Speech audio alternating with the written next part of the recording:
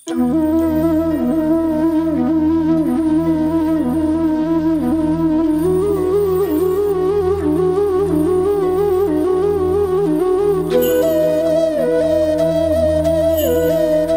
সবাইকে, তোমরা সবাই কেমন আছো? আশা করছি ভালো আছো। এটা আমার ফার্স্ট ব্লগ। তোমরা তো থাম্বনেল দেখেই বুঝতে পেরে গেছো যে এটা আমার ফার্স্ট ব্লগ। তো আমি ব্লগ করার জন্য